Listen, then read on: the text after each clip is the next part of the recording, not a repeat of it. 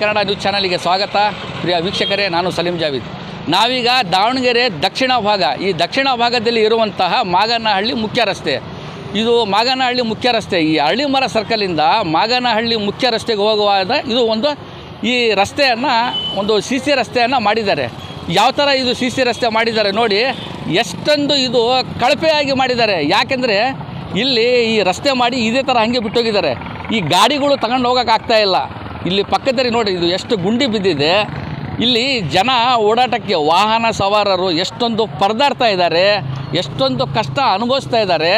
ಇವರು ಈ ಸಿಮೆಂಟ್ ರಸ್ತೆಯನ್ನು ಏನು ಇದು ಮಾಡಿದಾರಲ್ಲ, ಸಿ ರಸ್ತೆ, ಇದು ಹಾಕಿದ ನಂತರ ಇದ್ರ ಪಕ್ಕದಲ್ಲಿರುವಂಥ ಇದು ಮೊದಲೇ ಇದೊಂದು ಫ್ಲೇವರ್ಸ್ ಹಾಕಿದ್ರು. ಇಲ್ಲಿ ಈ ಫ್ಲೇವರ್ಸ್ ಹಾಕಿ ನೋಡಿ, ಮುಕ್ಕಾಲು ಅಡಿ ಇದು ಹೈಟ್ ಇದೆ. ಇದು ಫ್ಲೇವರ್ಸು ಇದು ಹಾಗೆ ಬಿಟ್ಟಿದ್ದಾರೆ.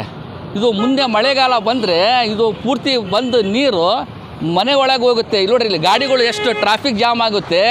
ಇದಕ್ಕೆ ಯಾಕೆ ಇಷ್ಟೊಂದು ಈ ಅವ್ಯವಸ್ಥೆಗೆ ಯಾಕೆ ಇವು ಸಂಬಂಧಪಟ್ಟ ಅಧಿಕಾರಿಗಳು ಯಾಕೆ ಇದ್ರ ಬಗ್ಗೆ ಗಮನ ಹರಿಸ್ತಾ ಇಲ್ಲ? ಇಲ್ಲಿ ಓಡಾಡೋರು, ಇಲ್ಲಿ ಈ ಮುಖ್ಯ ರಸ್ತೆಯಲ್ಲಿ ಆಂಬುಲೆನ್ಸ್ಗಳು ಓಡಾಡ್ತವೆ, ಶಾಲಾ ಮಕ್ಕಳು ಓಡಾಡ್ತಾರೆ, ಭಾಳಷ್ಟು ಸಾರ್ವಜನಿಕರು ವಾಹನ ಸವಾರರು ಈ ಭಾಗದಲ್ಲಿ ಓಡಾಡ್ತಾ ಇದ್ದಾರೆ. ಇಷ್ಟೊಂದು ಸಮಸ್ಯೆ ಆಗ್ತಾ ಇದ್ರೂ ಸಹ ಇದಕ್ಕೆ ಸಂಬಂಧಪಟ್ಟ ಅಧಿಕಾರಿಗಳು ಯಾರೂ ಗಮನ ಹರಿಸ್ತಾ ಇಲ್ಲ. ಇದು ಇಷ್ಟೊಂದು ಆಳವಾಗಿ ಹಿಂಗೆ ಬಿಟ್ಟೋದ್ರೆ ಇದಕ್ಕೆ ಜವಾಬ್ದಾರಿ ಯಾರು? ಈ ಯಾಕೆ ಮಹಾನಗರ ಪಾಲಿಕೆಯರಾಗಲಿ, ಈ PWD ಇಲಾಖೆಯರಾಗಲಿ ಇದ್ರ ಬಗ್ಗೆ ಗಮನ ಹರಿಸ್ತಾ ಇಲ್ಲ? ಈ ಜನಗಳು ಯಾರಿಗೆ ಪ್ರಶ್ನೆ ಮಾಡಬೇಕು?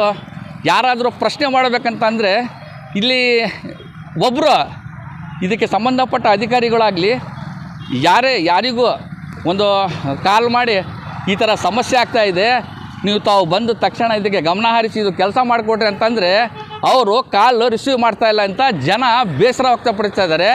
ನಾವು ನಿಮಗೆ ಇದರ ಸಂಪೂರ್ಣ ವರದಿಯನ್ನು ನಾವು ವಿಜಯ ನುಡಿ ಕನ್ನಡ ನ್ಯೂಸ್ ಚಾನಲಲ್ಲಿ ತೋರಿಸ್ತಾ ಇದ್ದೀವಿ. ಇಲ್ಲಿ ಜನಗಳಿಗೆ ತುಂಬ ಕಷ್ಟ ಆಗ್ತಾಯಿದೆ. ಆಂಬುಲೆನ್ಸು ಓಡಾಡ್ತಾ ಇದ್ದಾವೆ. ಈ ರಸ್ತೆಯಲ್ಲಿ ಎಲ್ಲವೂ ಅವಸರದಲ್ಲಿರ್ತಾರೆ, ವಾಹನ ಸವಾರರು ಅವಸರದಲ್ಲಿರ್ತಾರೆ. ಬಹಳಷ್ಟು ಅಪಘಾತಗಳು ಇಲ್ಲಿ ಆಗ್ತಾ ಇದ್ದಾವೆ. ಇದಕ್ಕೆ ಸಂಬಂಧಪಟ್ಟವರು ಕಂಟ್ರಾಕ್ಟರ್ದಾರಾಗಲಿ PWDರಾಗಲಿ ಯಾರು ಇದಕ್ಕೆ ಗಮನ ಹರಿಸ್ತಾ ಇಲ್ಲ.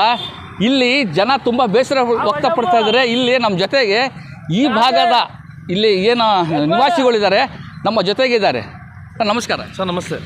ಸರ್ ಏನಾಗಿದೆ ಸರ್, ಏನು ರಸ್ತೆ ಯಾವಾಗ ಹಾಕಿದ್ದೀರು ಸರ್? ಹೆಚ್ಚು ಕಮ್ಮಿ ಒಂದು 2 ರಿಂದ 2.5 ತಿಂಗಳು ಸರ್ ರಸ್ತೆ ಮಾಡಿ. ಆ ಜನರಿಗೆ ಓಡಾಡೋಕ್ಕೆ ಅನುಕೂಲನೇ ಮಾಡಿಕೊಟ್ಟಿಲ್ಲ ಸರ್. ರೋಡ್ ಮೇಲೆ ರೋಡ್ ಹಾಕಿದ್ದಾರೆ ಅವರು. ಅವಶ್ಯಕತೆ ಇದ್ದಿಲ್ಲ, ಒಳ್ಳೆ ರೋಡಿಗೆ ತಲೆ ಕಿತ್ತು ಮತ್ತು ರೋಡ್ ಹಾಕಿದ್ದಾರೆ ಅವರು. ಹಾಕಿದ್ರೂ ಒಳ್ಳೇದಾದ ಬಿಡು ಅಂತ ನಾವು ಸುಮ್ಮನೆ ಆಗಿದ್ವಿ. ಆಮೇಲೆ ವೆಹಿಕಲ್ಗಳು ಓಡಾಡೋಕ್ಕೆ, ಸ್ಕೂಲ್ ವ್ಯಾನ್, ಬಸ್, ಆಟೋಗಳು ಓಡಾಡೋಕ್ಕೆ ಒಂದು ಸ್ವಲ್ಪನೂ ಆಯ್ತಲ್ಲ ಇದು ಮಾಡಿಕೊಟ್ಟಿಲ್ಲ ಅವರು. PWD ಇಂಜಿನಿಯರಿಗೆ 3-4 ಟೈಮ್ ಫೋನ್ ಮಾಡಿದರೆ 1 ಟೈಮ್ ವಿಸಿಟ್ ಮಾಡಿ ಮಾಡ್ಕೊಡ್ತೀನಿ ಅಂತ ಹೇಳ್ತಾ ಇದ್ದಾರೆ ಅವರು. ಮೊನ್ನೆ ಒಂದು ಆಟೋ ಪಲ್ಟಿ ಆಗಿದೆ, ಕಾರಿನ ಬಾನೆಟ್ ಎಲ್ಲ ಮುರಿದು ಆಟೋಗಳು ಭಾಳ ಡ್ಯಾಮೇಜ್ ಆಗಿಬಿಟ್ಟವು. ಹೇಳಿದ್ರೂ ಕೇಳ್ತಾ ಇಲ್ಲ.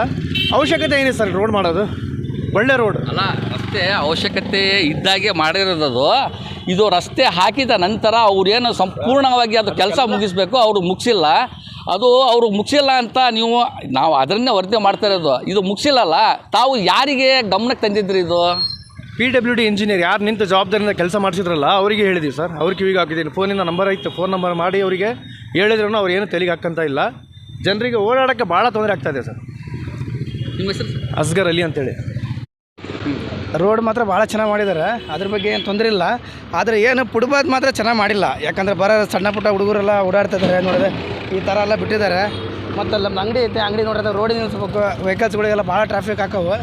ಮತ್ತು ನಮ್ಮ ಅಣ್ಣರ ಅಂಗಡಿ ಪಂಚರ್ ಅಂಗಡಿನೇ ಇದೆ, 2 ಅಂಗಡಿ ಇದಾವೆ. ಭಾಳ ಅಂದರೆ ಎಲ್ಲರಿಗೂ ತೊಂದರೆ.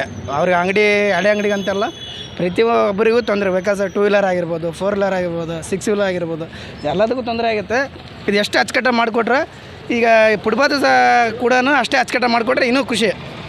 ಇದನ್ನು ಹೇಳೋಕ್ಕೆ ನಾವು ಇಷ್ಟಪಡ್ತೀವಿ.